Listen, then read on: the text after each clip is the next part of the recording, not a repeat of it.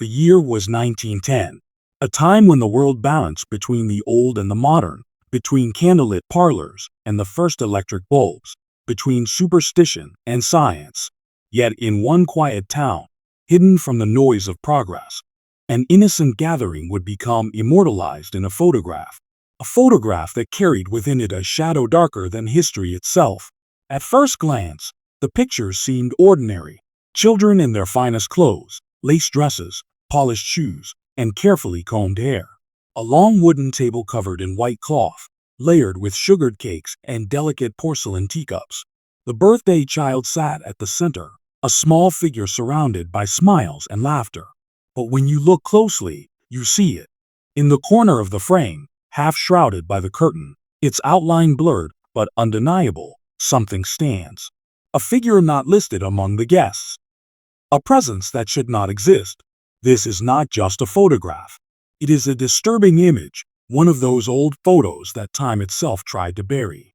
It carries the weight of a sinister past, a story that unravels into dark history and horror storytelling. What was supposed to be a celebration of life became instead a chilling record of something watching from the shadows. The house where the party took place was no stranger to whispers. Locals called it haunted, a place with a history of vanished children and eerie families who once lived there. Strange families who spoke forbidden languages at night. Servants whispered of hidden truths in the cellar, of rooms that were locked and never opened. The walls of that house held chilling secrets, secrets the party guests could not see, or perhaps chose not to see. Yet the photograph saw everything, and it remembered. Photography in 1910 was still a fragile science. Glass plates, silver nitrate, and long exposures. Photographers were more than artists. They were gatekeepers between memory and oblivion. But there was another side to this craft. A darker one.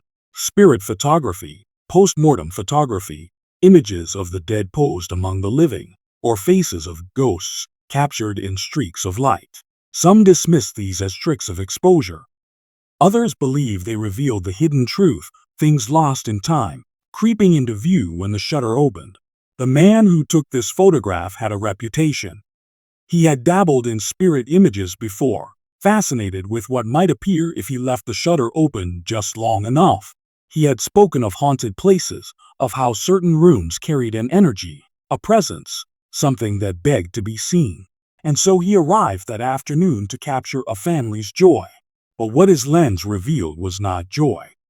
It was a warning. Look again at the photograph. The birthday child's smile looks forced. The eyes do not gaze toward the cake, but slightly to the left, toward the corner.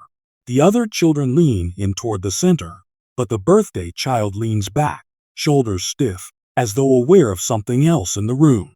That something is what makes the picture unbearable. A shadow with the vague outline of a human form, too tall to be a child, too still to be mistaken for a guest. No one remembered anyone standing there when the camera clicked. And yet, there it is. This unsettling history would not end with a single image. Neighbors would later whisper that the house was cursed, that the family who lived there was marked by death, tragedy, and mysterious disappearance. A century later, researchers still argue, was it merely a photographic trick or a glimpse of something sinister that had lingered for generations? Old photos often carry strange echoes. Forgotten events caught in the frame, disturbing images that seem to whisper when you stare at them too long. Some call them illusions. Others call them evidence. Evidence of unsolved mysteries, of things we cannot explain, of presences that refuse to let go. This photograph is no exception. It is an image that should not exist, a moment of innocent celebration tainted by the lurking presence of something inhuman. Something that turned a simple birthday into a story of horror storytelling, creepy storytelling, and eerie details that grow darker the longer you study them. What was the figure? A guest uninvited? A relative lost to time? Or something far older, something bound to the house, bound to the family, and drawn to children as they laugh beneath the flickering glow of candles? One thing is certain. The corner of the photograph is no accident. It was meant to be there. It was meant to be seen. And once you notice it, you cannot look away. The story of this birthday party is not just unsettling history. It is a shadow carved into the fabric of time, a chilling secret caught on film, a warning that even in the moments of joy, darkness watches, patient and silent. This is where our story begins, with a photograph, with a family unaware of the curse that hovered over them, and with a figure watching from the corner. Waiting. The house stood on the far edge of the town, not in the bustling center, not near the church, but where the roads thinned into silence, where the cobblestones gave way to dirt, where the lanterns did not reach. Locals avoided it. Not openly, not with public disdain, but with quiet glances, whispered warnings, and the habit of crossing the street rather than walking past its rusted gates. To speak of the place was to stir memories better left buried. Yet everyone knew. The house was a wound in the landscape, its windows like watching eyes, its walls soaked in a sinister past. By 1910, it was already old. Edwardian bricks layered over Victorian bones layered over something older still. The family who lived there told neighbors it was ancestral, but no one could say who first laid its foundations.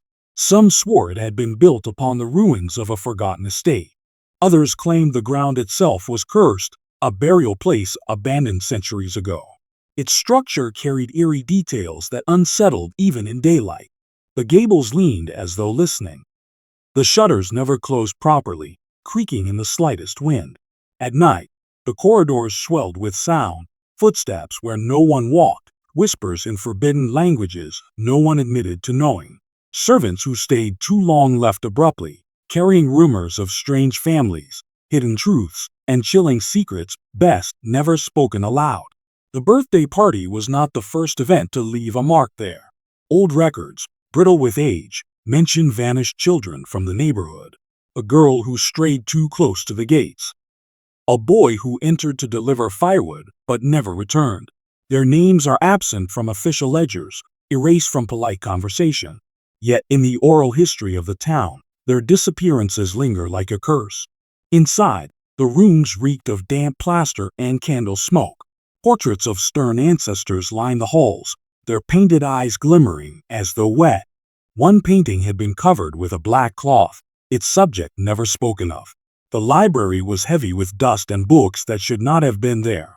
Volumes in languages that blurred the longer you stared at them, symbols that defied translation. Some believed they contained a forbidden language, remnants of rituals from centuries past. Guests at the party that afternoon would later describe the house as stifling, not because of the heat or the crowded rooms, but because of something else. A pressure in the air, an unseen presence. The feeling of being observed, watched from corners where no person stood. Even as laughter filled the rooms, there was a silence beneath it.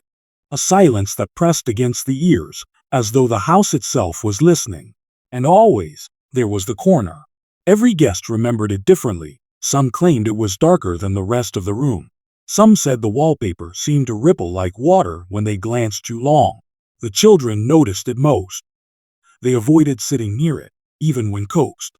They whispered about a tall man standing there, though no man was present.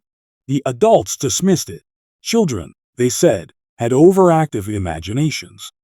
Yet in old family diaries recovered years later, one finds a pattern. Every generation who lived there described the same thing. A figure in the corner. Always silent. Always watching. And so the party unfolded within those haunted walls. Candles flickered, cakes were served, and the photographer prepared his glass plates.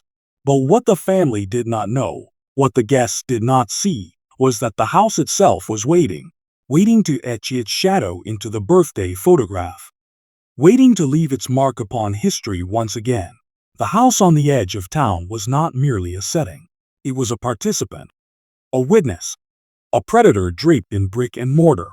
And as the shutter clicked that afternoon, it gave the children a gift they would never escape, the presence in the corner. But who was it? A spirit from the land beneath the foundations?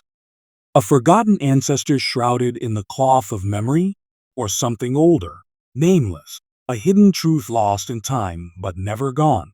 The house has its secrets, and before long, it would demand another. The party was meant for a single child, the youngest in the family, the one whose future carried all the weight of expectation, inheritance, and reputation.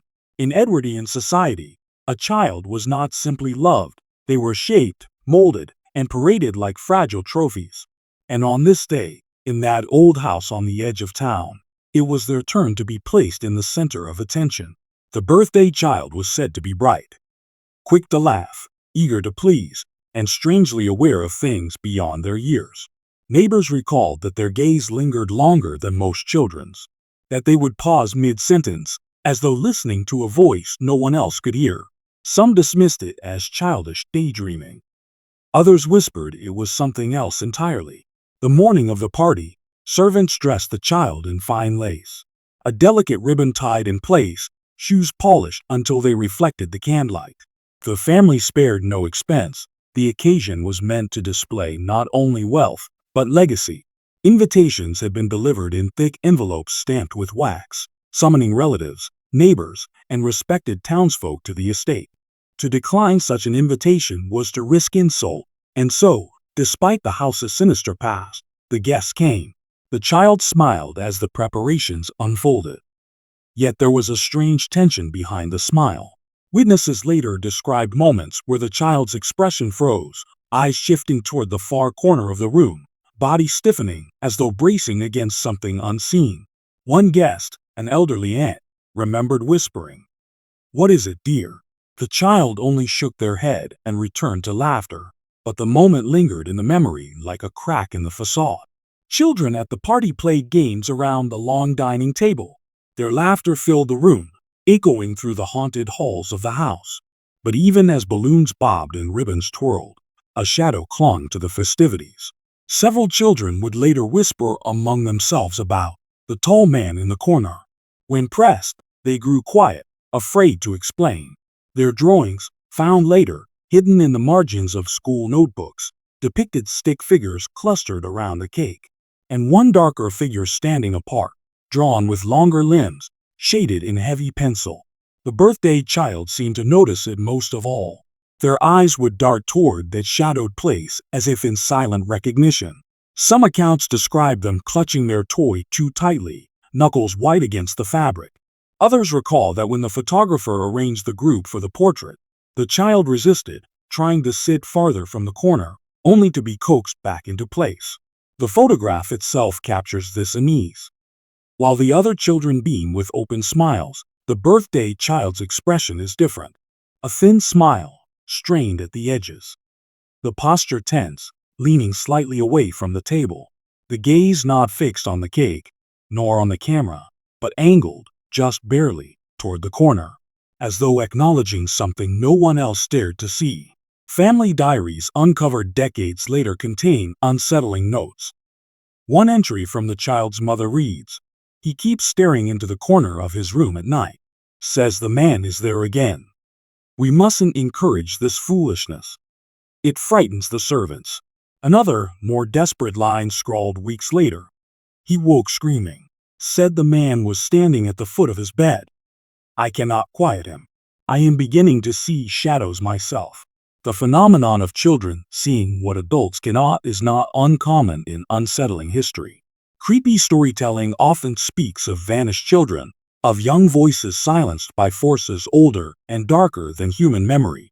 Psychologists might dismiss such visions as imagination, the mind's way of filling the silence of old houses. But in 1910, people whispered of spirits. They spoke of post-mortem photography, of eerie details in old photos that revealed faces of the dead. They believed children, untainted by the cynicism of adulthood, were more open to the hidden truth. And so the birthday child became both centerpiece and target, a symbol of innocence in a house riddled with chilling secrets. Each laugh, each clap of small hands, each glance toward the cake carried beneath it the weight of something sinister. The presence in the corner was no accident. It was watching. It was waiting. And perhaps it was there for the child alone. Accounts suggest the child's behavior grew stranger as the afternoon continued. At times, they would fall silent mid-laughter, eyes clouding as though hearing words spoken in a forbidden language. One guest recalled a chilling moment when the child whispered something under their breath, a string of syllables no one recognized, but which caused the candle flames to tremble. Nervous laughter followed, brushed aside as childish nonsense. But some of the guests never forgot it. Later, when the plates were cleared and the games had ended, the child wandered from the group. Servants found them standing by the shuttered window, whispering to the corner of the room. When asked what they were doing, the child only replied, "He says I have to." Who was he? No one asked further. The house was too heavy with silence. That night, long after the party ended, the birthday child awoke screaming again. Their cries echoed through the hallways. Their voice carried terror, raw and unfiltered. "He's here. He's in the corner." The family tried to comfort them, but no comfort lasted. The figure had been noticed. The bond had been made. And once it chose a child, the house did not let go. What happened next would transform the story from a disturbing birthday photograph into one of the most chilling unsolved mysteries of its time. A mystery that would linger in dark history, whispered about in haunted places, retold in horror storytelling as the case of a child who was marked and who would one day vanish. The afternoon reached its peak. The candles flickered low, the cake had been cut, and laughter drifted through the stale air of the old house. Guests gathered, as was tradition, for the final ritual of such occasions, the family portrait, a moment to freeze joy in time, to create a memory that would endure long after the laughter faded. The photographer prepared his equipment with meticulous care. He was a man of his craft, carrying a heavy wooden camera, its brass fittings polished, its glass plates fragile and unforgiving. He positioned the tripod at the far end of the dining room, calculating angles, adjusting light. His fingers carried the smell of chemicals, collodion, silver nitrate, developer. These were the tools of his trade. And yet, deep inside, he harbored another obsession, the whispered art of spirit photography. The possibility of capturing what the eye did not see. He had done this before. At funerals, at vigils, families grieving the dead often sought one final portrait, post-mortem photography they called it. Disturbing images of the deceased posed as though alive, sitting stiff among the living. And sometimes, when the plate was developed, something else appeared. A blur of light, a face in the shadows, a figure uninvited. He had never admitted it aloud, but he longed for these moments. Proof of the hidden truth. Proof that the world of the living was never alone. As the family gathered, he gave his instructions. Sit still, hands folded. Do not move until I say. The children giggled nervously, their lace collars itching, their feet tapping against the floorboards. The parents shushed them, arranging smiles for the camera. The birthday child was placed at the center, clutching the toy that never left their hands. But even now, their eyes were not on the cake, nor on the camera. They kept glancing toward the corner, the same corner that had unsettled guests all afternoon. The same corner where shadows clung unnaturally, as though thicker than the rest of the room. The photographer noticed. He thought it strange, but said nothing. After all, long exposures often revealed what eyes dismissed. Perhaps this moment would yield something remarkable. Perhaps the house itself would offer up a secret. The magnesium flash powder was prepared. The hiss, the sudden burst of white light, the smell of smoke, it startled the younger children, who flinched before settling back into stiff stillness.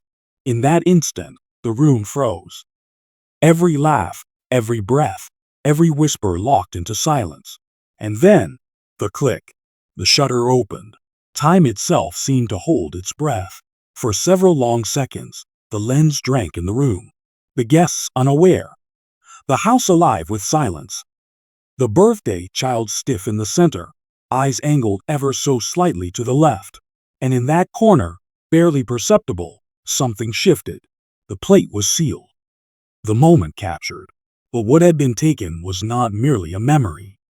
It was an intrusion, a wound in the fabric of time, preserved forever in silver and glass. When the photograph was developed, the family gasped. The image revealed the children, yes. The parents, yes.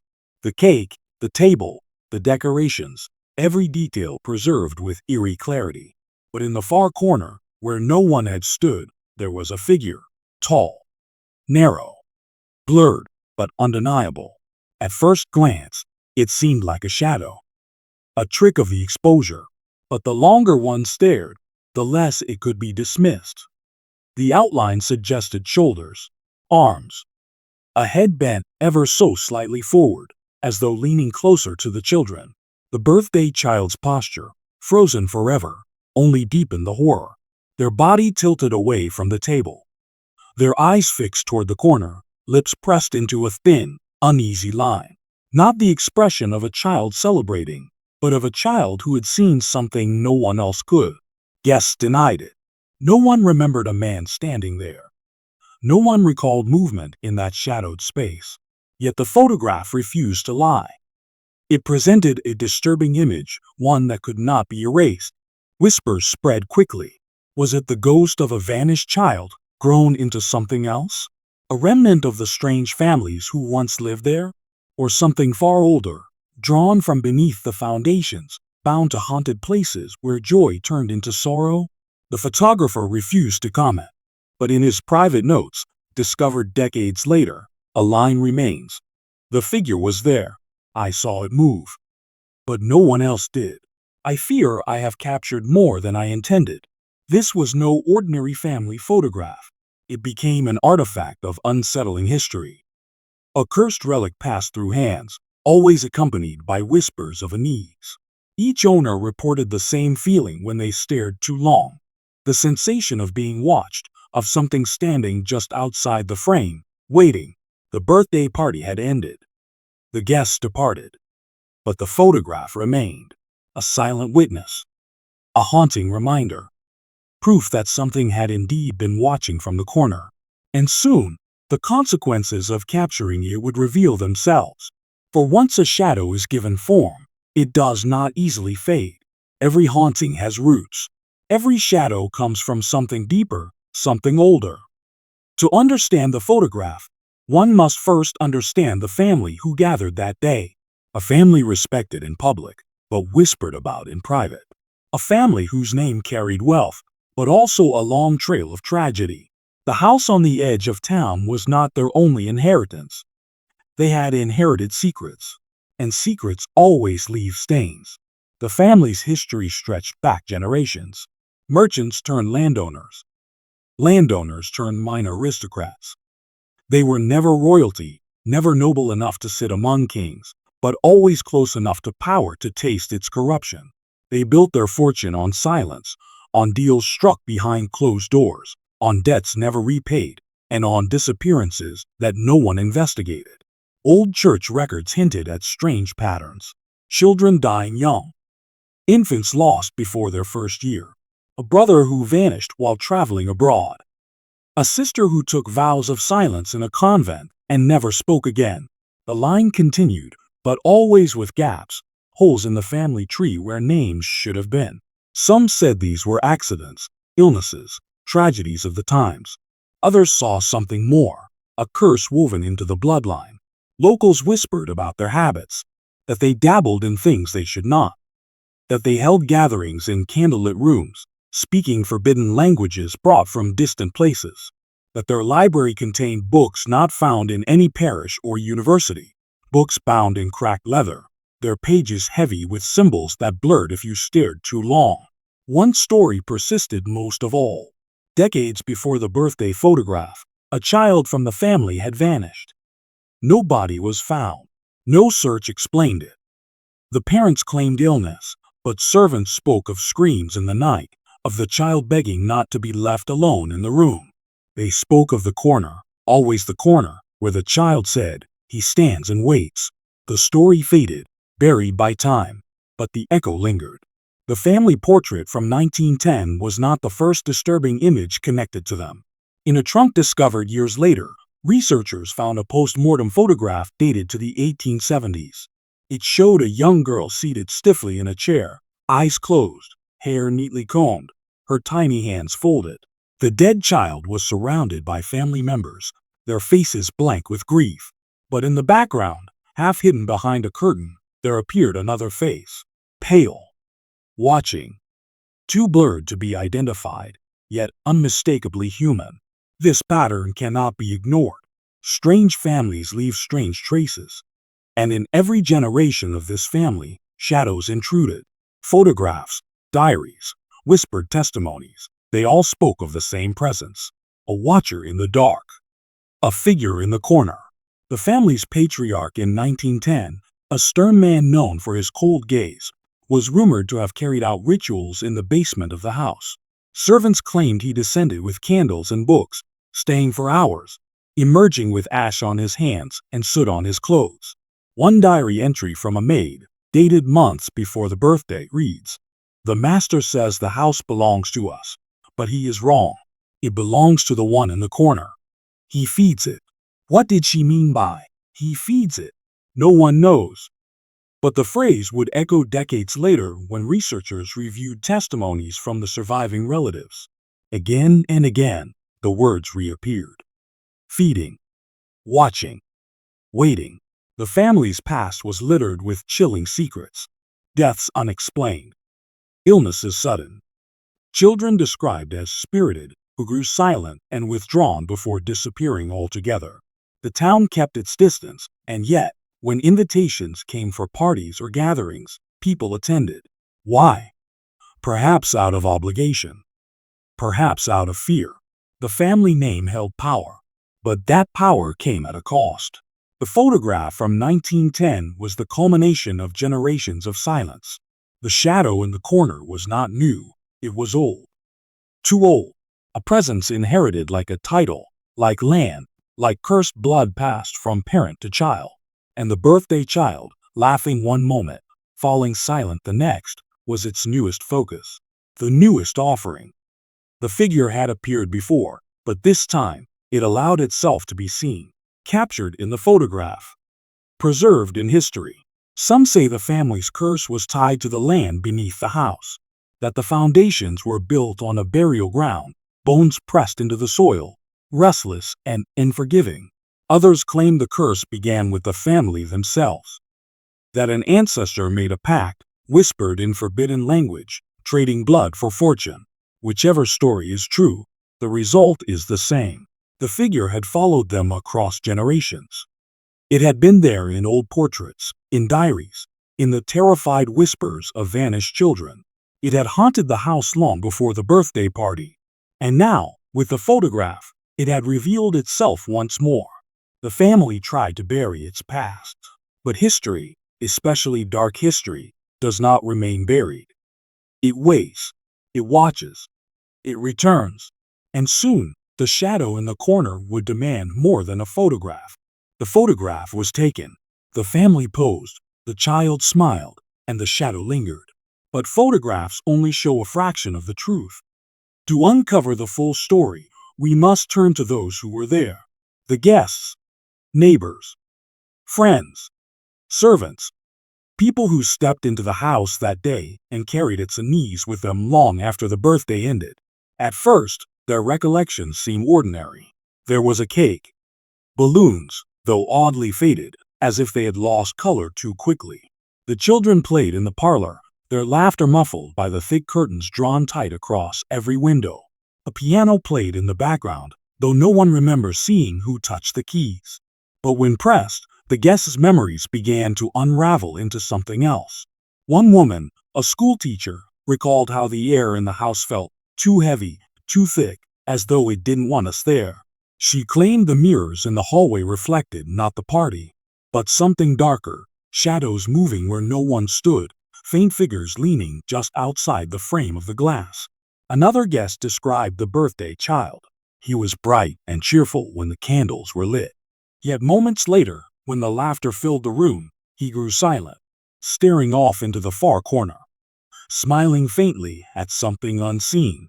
When asked what he was looking at, he whispered, "He came for the cake too." The guests laughed nervously, brushing it off as childhood imagination. But the boy's eyes remained locked on the corner, his small hands slowly tightening around his fork until his knuckles turned pale. A neighbor's testimony was more chilling. She swore she saw someone else at the party. A figure she could not describe in detail, only that it was tall, and its face was wrong, blurred, like an old photo exposed to water damage. It stood behind the family during the games, silent, unmoving. When she asked the others if they noticed, they looked at her with confusion. To them, no such figure existed. Contradictions piled up. Some guests claimed the house was filled with warmth, music, and laughter. Others remembered silence, broken only by the faint creaking of the walls. Some swore there were 12 people in the room. Others counted 13. The numbers never matched, and yet no one could explain the difference. One account, written decades later, came from a man who had been only a child at the time. He remembered the smell of the cake, the wax dripping from the candles, the hush that fell as the camera was prepared. But what stayed with him most was the moment the shutter clicked. He claimed he heard something then. Not the snap of the camera alone, but a whisper. A voice too deep for a child, too strange to be human. It said only one word: stay. He never entered the house again. Servants, too, had their stories. They spoke in hushed tones, afraid even years later. One remembered finding footprints in the dust of the cellar the morning after the party. Bare footprints, too large to belong to any guest. Another described how, during the cleanup, every photograph in the house had been turned face down. No one confessed to doing it. No one admitted to touching the frames. Yet the most disturbing testimony came from the maid who had written about feeding it. She lived long enough to tell her story once. In her final years, she confessed that she saw the figure during the birthday party. Not in the corner this time, but nearer, leaning over the child as he blew out the candles. She said its mouth moved, whispering in a language she could not understand. She begged people to burn the photograph, to destroy it before the curse spread. No one listened. What unsettles researchers most is the consistency of certain details. The heavy air, the blurred figure, the whispers. Not everyone saw them. Not everyone admitted to hearing them. But enough voices spoke of the same eerie details that the truth cannot be dismissed. The guests left the house that night, yet many carried scars. Some refused to discuss it ever again. Others grew ill in the months that followed, pale and withdrawn. A few simply disappeared, their names fading from town records as if erased. It raises the question: what did they witness? What did they carry away with them when they stepped out of that house? The family tried to keep the story contained. But the testimonies leaked, whispered first in taverns, then in church pews, then in the records of researchers drawn to the photograph. Each account added another layer to the mystery. Each detail brought the shadow in the corner closer into focus. And yet, no one could explain why the child smiled that way. Why his gaze never broke from the darkness. Why his lips moved as though answering someone no one else could see. The guests remembered the party, but the party was not what haunted them.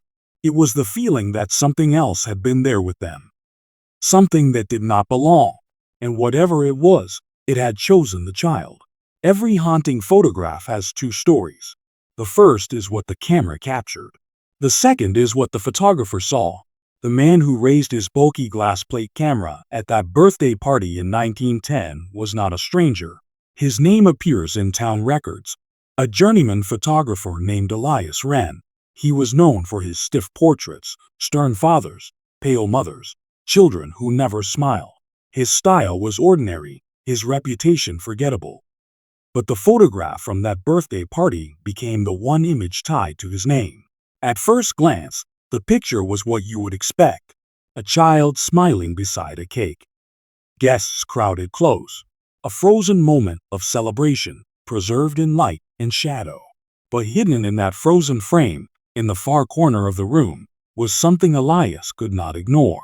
His journal, recovered years later, tells us what the photograph concealed. In jagged handwriting, he confessed to seeing it before the shutter clicked. He described the figure in the corner: tall, still, and impossibly dark. It did not belong to the room. It did not belong to the world. He wrote that when he adjusted the focus, the figure seemed to move closer in the glass of the camera, even though it stood motionless to the naked eye. Elias froze. His fingers trembled on the shutter release. And in that instant, He swore the child turned and looked directly into the corner, as though acknowledging the presence. That was when Elias heard it. A whisper, not through the air, but through the camera itself, seeping from the polished wood, humming through the brass fittings. One word. Take it. When the shutter released, Elias claimed the room went silent. Too silent. For several heartbeats. No one moved, no one breathed.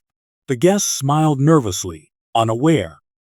But Elias knew the lens had captured more than the faces in front of it. He tried to dismiss it. He told himself it was fatigue, poor lighting, a trick of the eyes. But when he developed the glass plate in his darkroom days later, his worst fears were confirmed. The figure was there. Not vague. Not a blur of shadow. Clear enough that the longer you looked, the less human it seemed. Its head bent toward the child. Its eyes black and hollow. Its mouth stretching into something like a grin. Elias did not want anyone to see it. In his diary, he described destroying the first 2 prints. He smashed the glass plate against the stone floor. But every time he returned to the negatives, the figure was still there. No matter how he cut, burned, or scratched the plate, the shadow refused to disappear.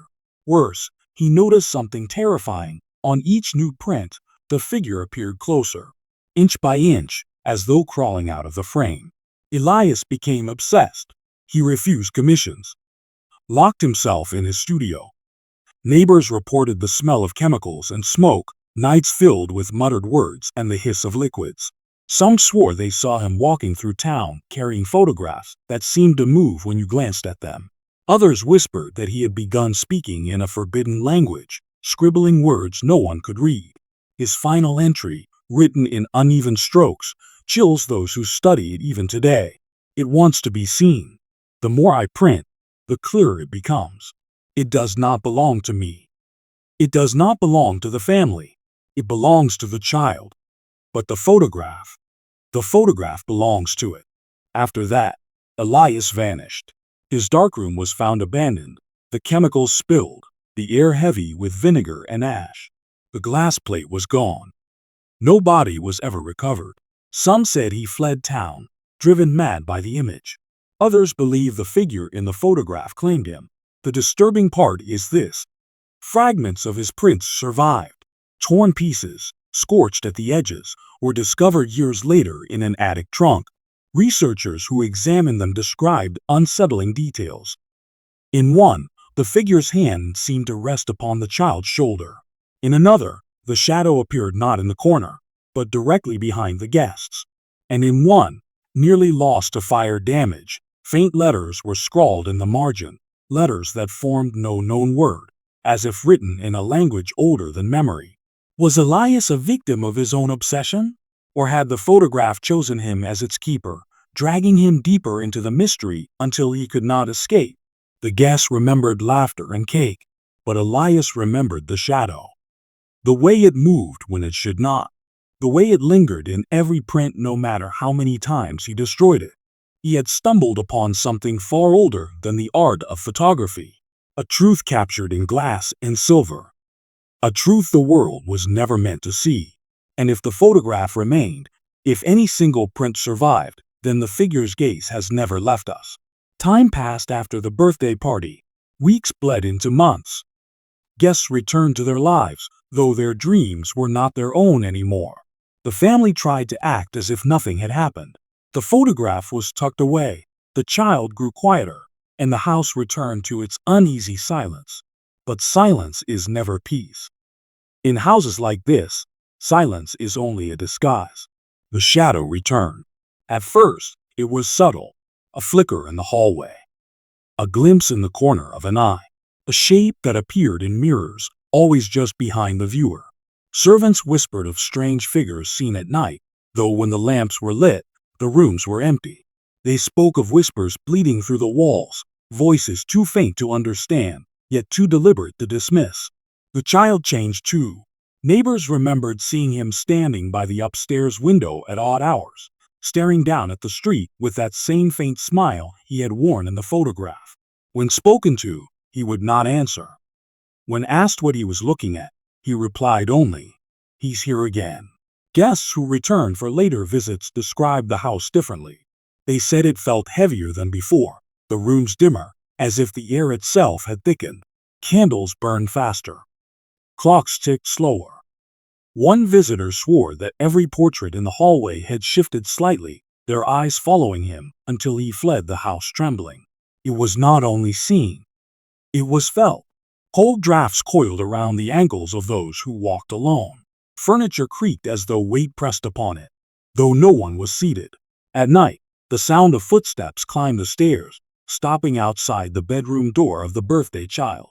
The handle would turn slowly. And then nothing. Just silence, thick and waiting. But the most chilling reports came from the family themselves. The mother claimed the child spoke in his sleep, whispering in a language she did not recognize. Harsh syllables. Forbidden sounds. Sometimes he laughed. Other times he cried, repeating the same phrase over and over. Don't take it back. The father grew paranoid. He nailed the shutters closed. He locked doors at dusk. He covered mirrors with cloth. Yet none of it mattered. The shadow returned each night, patient, relentless. The more they tried to ignore it, the more it demanded to be noticed. And the photograph would not stay hidden. No matter where the father placed it, it reappeared. Locked in a trunk, it surfaced on the mantel. Buried in the cellar, it was found on the dining table at dawn. Guests swore they saw it in the parlor even when the family insisted it was gone. And with each reappearance, the figure in the corner seemed sharper. Closer, almost stepping forward. One evening, the nursemaid discovered the boy in the parlor, sitting alone in the dark. His hands rested on the photograph. His eyes were wide, unblinking, his lips moving as though speaking to someone just out of sight. When she asked who he was talking to, he whispered, "He wants me to come with him." The nursemaid fled that night and never returned. As word spread through the town, people grew fearful. Children were forbidden to approach the gates. Neighbors reported hearing cries from within the house, though when they checked, no one admitted to making them. Some claimed to see the boy walking the halls at night when his parents swore he was asleep. The shadow was no longer content to linger in corners. It was moving, spreading, reaching into the lives of those who dared to look at the photograph, those who set foot in the house, those who spoke its story aloud. What began as a birthday celebration had become a haunting that refused to end. The shadow had returned, but this time it would not remain still. What did it want? The child? The family? Or anyone who gazed too long into its image? No one could answer. All they knew was that it had been captured once, and once captured, it could never be erased. The figure in the photograph was no longer just part of the past. It was alive, growing stronger with every glance, every whisper, every fearful thought. The photograph had become its doorway. And now the doorway was open. It began with small vanishings. A toy left on the floor by the birthday child was gone the next morning. A hair ribbon placed on a dresser vanished as if it had never existed.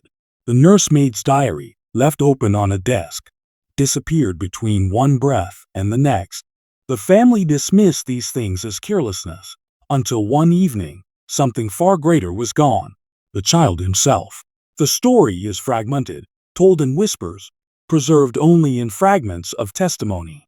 One account claims the mother awoke in the dead of night to the sound of footsteps, soft, deliberate, pacing the hallway. She lit a candle and stepped out, finding the boy's bedroom door ajar. Inside, the bed was neatly made, the sheets cold. He was not there. Another account, written decades later by a neighbor, describes hearing the father's frantic voice echoing through the house just before dawn, shouting the boy's name again and again. But no answer ever came. The family searched every room. They tore apart cupboards, ripped open trunks, even clawed through the cellar walls. Yet there was no sign of the child. Not a footprint. Not a thread of clothing. It was as if he had stepped into the corner of the room and simply vanished. Silence followed. A silence that stretched for days, then weeks. The laughter of children no longer echoed through the house. The piano stood untouched, its keys collecting dust. The servants began to leave one by one, unable to endure the tension. The father stopped attending church. The mother locked herself away. The shutters remained closed, the curtains drawn, as if daylight itself had become unwelcome.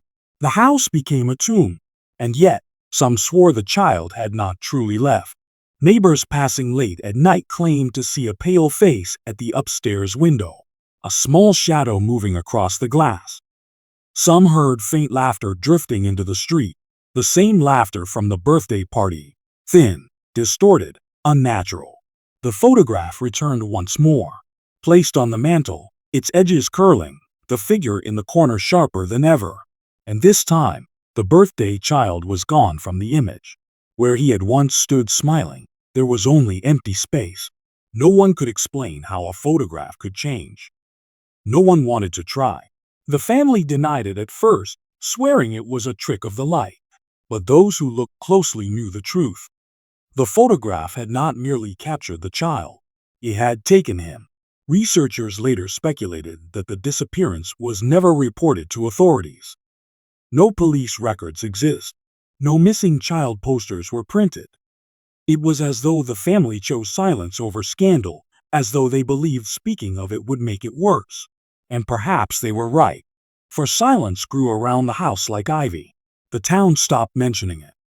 Children were told to stay away, but not why. The name of the family faded from records. The servants' testimony scattered. In time, it was as though the boy had never been born at all. His existence was erased, not only from the photograph, but from memory itself. And yet, faint traces remain. A page in a forgotten diary. A torn entry in the church registry. A whispered recollection from a guest who lived long enough to speak of it only once. These fragments tell us what silence tried to bury.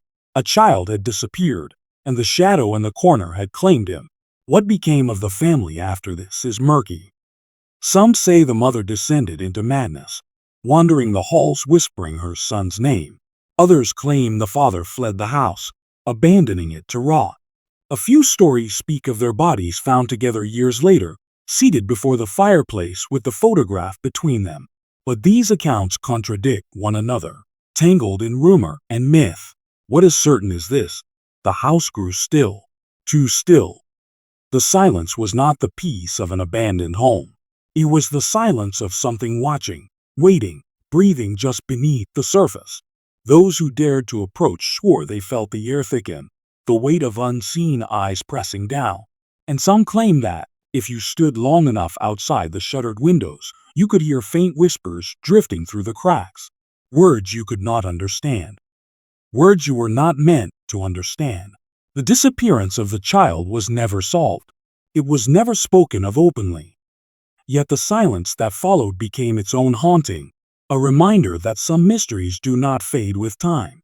They sink deeper. They root themselves in history, in memory, in the places we avoid when daylight fails. And the photograph? It still surfaces from time to time. Always the same image. Always the same corner. Empty of the child, but not empty of the shadow. Never empty of the shadow. The disappearance was not the end. It was only the beginning of silence. The house still stands. The paint is gone, the bricks are crumbling, and the shutters have long since fallen away. But its shape remains, rising at the edge of the forgotten town like a scar no one dares to touch. Few approach it now. Fewer still cross its threshold. Yet even in ruin, it watches. And those who walk too close swear the silence around it is not empty, but alive. The disappearance of the birthday child was never solved. No body was ever found. No explanation recorded. The official history is blank. But silence itself speaks volumes. And in the corners of that silence, the truth waits. A truth written not in ink, but in fear. A truth preserved not in ledgers, but in a single, disturbing image. The photograph. It is the only surviving witness to what happened inside that house in 1910. An image of smiling faces, frozen laughter, and in the far corner, a presence that should not be there. Over the years, the photograph has surfaced again and again, in dusty archives, in private collections, in the hands of researchers who refuse to say where they found it. And always, the same reports follow. The image changes. Subtle at first, then impossible to deny. Some claim the shadow grows sharper the longer you stare. Others swear they hear faint whispers if they gaze too long, a voice pressed between the grains of silver, waiting to be heard. A few have reported something far worse, the figure moving, shifting, not just within the photograph, but outside of it. Perhaps that is why so many prints have been destroyed, burned, buried, torn apart. Yet somehow, it always returns, survives, demands to be seen. The story of the family, too, has been buried in silence. What became of them is uncertain. Were they consumed by the shadow? Did they flee into obscurity? Or did they simply fade, erased from history just as their child was erased from the photograph? The records do not tell us. The silence does not break, and so we are left only with fragments. A ruined house, a vanished child, a photograph that will not die. Together they form a mystery lost in time, one of many unsettling histories that haunt the forgotten corners of the past. But this one is different, because it does not feel finished. Look closely at the photograph, if you ever find it. At first, it may seem like nothing more than an old family gathering, but stare long enough, and you may begin to see what others saw. A figure in the corner, a smile that doesn't belong, a shadow that grows sharper with every second. And if you do, don't look too long, because the photograph does not merely capture history, it keeps it alive. And sometimes, what is alive in history comes back. The story of the birthday party is more than just a relic of 1910. It is a reminder that photographs are not always honest, that corners hold more than shadows, that silence can be louder than screams. In every haunted place, in every disturbing image, in every unsolved mystery, there lingers the same question. What if it's still here? What if it's watching now? Thank you for joining me on this journey into dark history, horror storytelling, and mystery. If you've made it this far, remember, the past is never gone. It only waits. And some shadows never leave. Sleep well tonight, if you can.